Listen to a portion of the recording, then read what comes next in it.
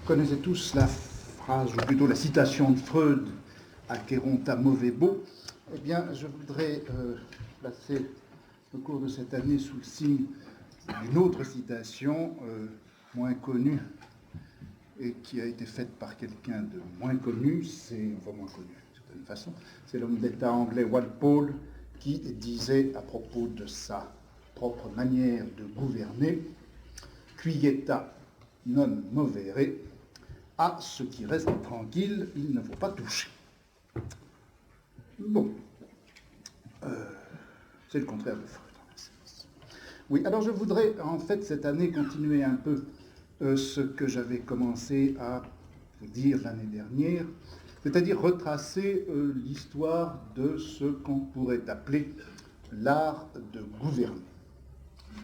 Art de gouverner, vous vous souvenez dans quel sens je l'avais entendu, c'est-à-dire dans un sens très étroit, puisque le mot même de gouverner, je l'avais utilisé en laissant de côté toutes les 1000 manières, modalités et possibilités qui existent de guider les hommes, de diriger leur conduite, de contraindre leurs actions et leurs réactions, etc.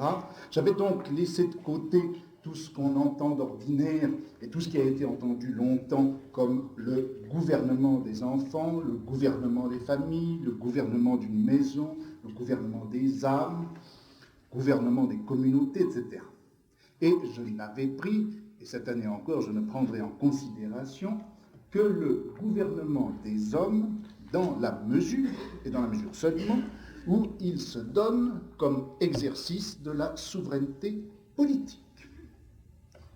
Mais ceci dit, j'ai l'impression qu'une fois de plus, l'appareillage ne marche pas. Ça siffle, hein? Bon. Qu'est-ce qu'on a fait?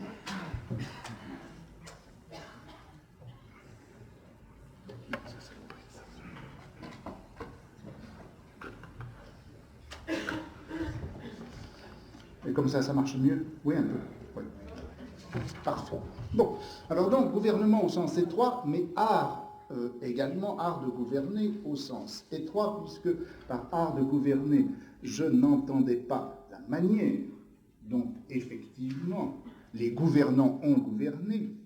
Je n'ai pas étudié, je ne veux pas étudier la pratique gouvernementale réelle telle qu'elle s'est développée en déterminant ici et là la situation concrète, les problèmes posés, les tactiques choisies, les instruments utilisés, forgés ou remodelés, etc. J'ai voulu étudier l'art de gouverner, c'est-à-dire la manière réfléchie de gouverner au mieux, et aussi, et en même temps, la réflexion sur la meilleure manière possible de gouverner. C'est-à-dire que j'ai essayé de saisir l'instance de la réflexion dans la pratique du gouvernement et sur la pratique du gouvernement. En un sens, si vous voulez, c'est la conscience de soi du gouvernement que j'ai voulu étudier. Et encore, ce mot de conscience de soi me gêne et je ne l'emploierai pas parce que j'aimerais mieux dire que ce que j'ai essayé et ce que je voudrais encore cette année essayer de ressaisir, c'est la manière dont, à l'intérieur et à l'extérieur du